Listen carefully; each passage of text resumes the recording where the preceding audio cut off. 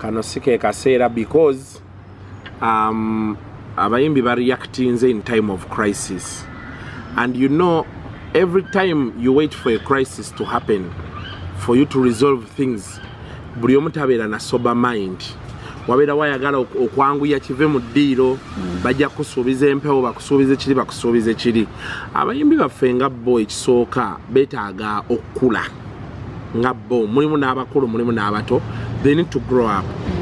Ekyokulala balina okusoma worldwide trends, ziri ki ekitambula.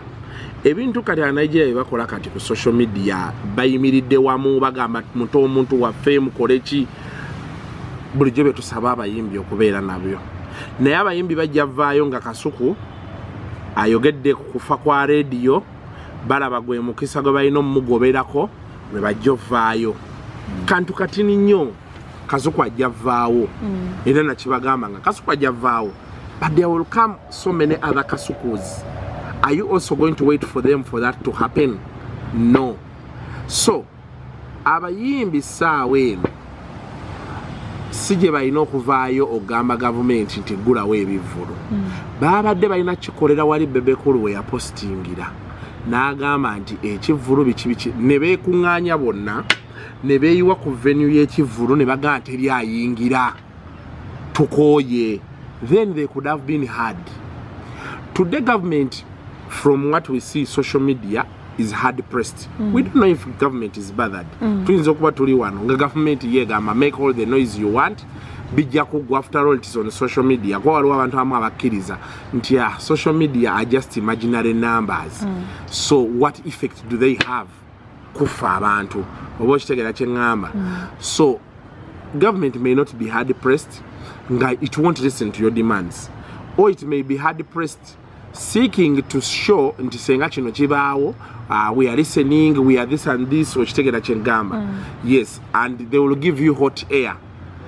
Ekivvulu kiggwe oba bagambe okay mutegeke. Halfway you kutegeka government egamba ate kati corona yeeyongedde tugenze mu lockdown. What do you do? Kanera katijjo just batijja ate tebali consistent. Ku Sunday bali bagamba wachi bamukiriza okuyimba biki be bamusibye ne bamututte mu kooti be bagamba mu mute. Now what exactly do they want? At one point you're saying wachi bamukiriza bamukwate.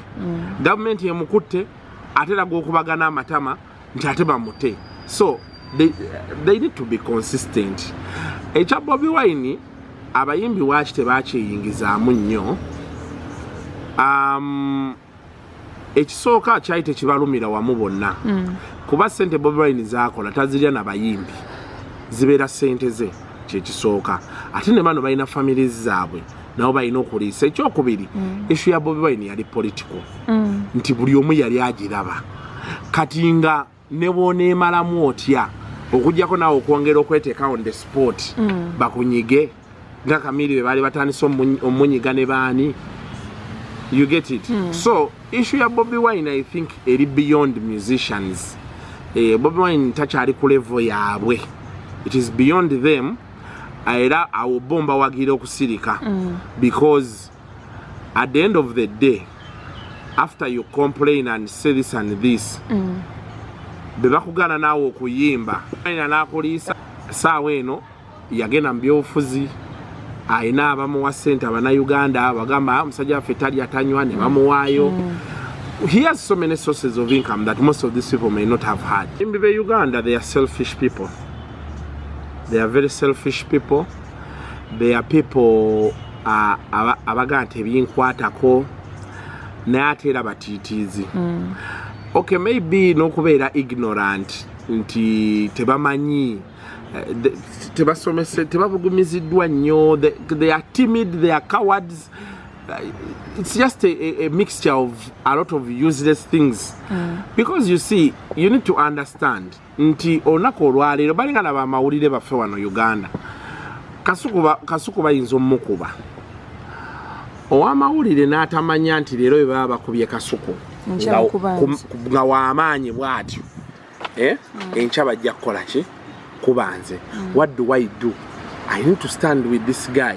Wamawulira ajja kusigala ng'akubaggulire nti nedda kati omusajja ajaguze because ye alaba nti omusajja adde amuli waggulu lyessanyu lye kati bamukoze eki bamunyize kati ekimu n'abayimbi baffe oli alowooza nti because Bafana kati bamukutte Bafana avudde mu kifaananyi kati nange time shining naye neyeerabira nti ate olunaku lw'enkya kigenda tutuuka ku ki of course ekya Bafana tekyali political Bafana yayina nayo goberera measures za COVID n'agaana. What did he expect?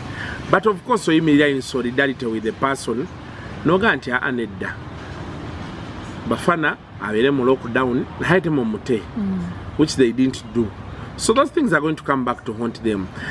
Obuzibu tulina nti wano gap wakati w'abayimbi okay naturally mu nsingene yaffe gap wakati w'abayina n'abatayina nnene kiddayo ate ne ku bayimbi baffe nti ayina atayina kati ayina atya atayina okumuyisa ate atayina ayagala ate kulwanisa oli ayina amusikeyo kitegeera so they are constantly in fear of each other betya oba ayagala kukola bati oba so mama ziri waneeno omuyimbi naye gwe basibye ali mu mama kinalekawo industry ye Uganda tekirina bwe kigenda gireka wabi era industry yawa negenda sigala nga bwebadde abayimbi bameka abadde bava wano gende Nigeria oyimba n'abadde bava wano gende South Africa era abadde bayimbira mu communities za Uganda South Africa teri bana Uganda batiningo jeko bebekule yakuba ku Mandela smabani of course those are high profile events there's nothing they can do about them but I don't see anything happening. It's just Nigerians standing with one of their own, which is very right. One Uganda okujjako maybe okuba nti babadde baleeta abayimbi be Nigeria bajje bayimbe wano ate nabo babadde bayimba bushobo butini bwe butyo nti oli yakoze akabaala amulese ayimbe mu governor ku Siro ku Pop Night amulese ayimbe kati ngera bolaba okay the event was a bit bigger but I don't see it happening. I mean why could Cindy be bothered that Burna Boy has refused to come to Uganda? Yeah, be like an opportunity and things can you get muziki gwange ate sente bongero zimpa.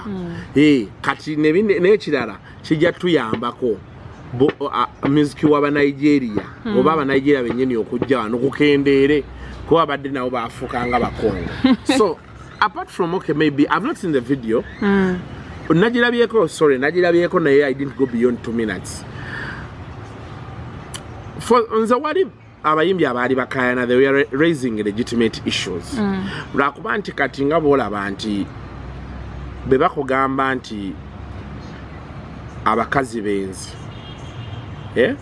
naye ng'owo tannayenda mwe n'ogamba nti mwe mumanyi lwayenze ate n'otandika okuvaayo kutuleekaanira kati ye problem eriwo nti yes kyaba yakoze kikyamu ekyokwenda but before bakugamba nti abakazi benzi we need to tackle this issue tubayite bonna twogere nabo noganzo wange sijja muyita kubanga tebinkwatako wo ye yayenze kati ne wali mukusooka Bebe Cool Ashbaga Isima bavayo ne babagamba mu Nigeria ajja muli mu lockdown mukoze kine basigala nga batudde kadata amazo yimba akubye show mwe mwali mulowooza tajja funa abantu abafunye ate ne muvaayo kukola ki okuyomba kati awe wava obuzibu wokka otherwise buli kimu Cindy kye yali ayogera kyali kituufu. It was the right thing. Apart from using the word idiot, I don't know, defending for one mu Uganda idiot became a normal one. But of course, abakalabi erisi tebali Uganda, but in Nigeria or the rest of the world. Yes, so away from that, siraba watching to chiria or chitisa. Aba Nigeria bate bagala kujja wano balekeyo. Tulabe tunafa because Wizkid reassemble kujja wanere ekivulu kya musala. Okitegeera wali ekkololo ekivulu kya musala. Burna Boy yali azzeeko wane ekivulu ne kigaana ekya club ekyali Nambole era temwali mu bantu. Okitegedde okujjako kino kye yasemba okujja ku Sheraton n'akola ki? So there is so many other places gye basobola oyimbira ewataliwa and I will assure you The moment they release that man, kwencha kulokusatu. Bagenda muta ade wabwe. By Friday that noise will have gone. Tugende ku kirala. And I will tell you, next year before March or June, ojja kulaka aba Nigeria wano nga bazoyimba ate nga bawana Uganda ng'ensi bweri ennungi. Ku minister owa health ne PS wako abo senga abadenze senga office bagivaamu dda. Because kati be balinga bali in charge. Not even internal affairs. Yes, so internal affairs you could say. Then also minister wa internal affairs. Aba immigration. Oshitegedde. Then kati kwanza njagadde tandikira waggulu. Then kati awojje kuba security. Okuviira ddala ku IGP. Oyo abeera yagenze dda. Nga yatula dda. Nga nze head of state. Abantu abo bonna nga bembogeddeko. Because this thing has the potential to be an international crisis between Uganda and Nigeria. Baba bagenze dda. How did this man get into the country? Obulango ne buyita. Yafunyata working permit. Oshitegedde. Obulango ne buyita. Najja n'atuuka okuyimba n'amala. Mwene mutegeera butegeezi nti yayimbye n'amala. Olwo sinnaba kukwata kuba promoter kuba sinnaba. Abo sinnabakwatako nti promoter nti ani. Kati abo bo basooka ne bagenda. Kati ne tudda ku DPC, ne tudda ku Giso, ne tudda ku OCCID, ne tudda ku RDC. Because they must have known about the event. If they didn't know, then they are losing their jobs automatically because they are out of touch.